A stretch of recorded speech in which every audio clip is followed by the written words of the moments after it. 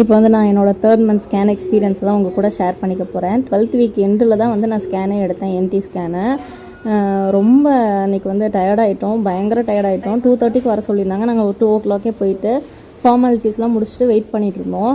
டக்குனே உள்ளே கூப்பிட்டுட்டாங்க. ஆனால் பாப்பா திரும்பவே இல்லை. ரொம்ப ஒரு மாதிரி கஷ்டமாக இருந்தது. ஏன்னா இடையில கொஞ்சம் எனக்கு ப்ராப்ளம் இருந்ததுனால இந்த ஸ்கேனில் தான் வந்து என்னன்றது தெரியும், பாப்பா எப்படி இருக்காங்க அப்படின்றது. நிறைய இன்ஜெக்ஷன்ஸ், டேப்லெட்ஸ் அது வரைக்கும் நான் எடுத்துகிட்டே தான் இருந்தேன்.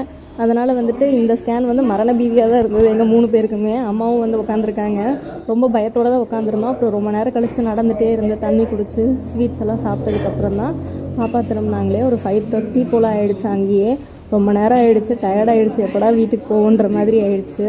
அப்புறம் போய் பாப்பாவை பார்த்தப்போ அவ்வளோ ஹாப்பி ஆகிடுச்சு. கையை காலெல்லாம் ஆட்டும்போது மதன் வந்து பார்த்துட்டு பயங்கர ஹாப்பி ஆகிட்டாங்க. ஏன்னா இது வரைக்கும் மதன்கிட்ட வந்து பாப்பாவோட ஹார்ட் பீட்டே காட்டினதில்லை.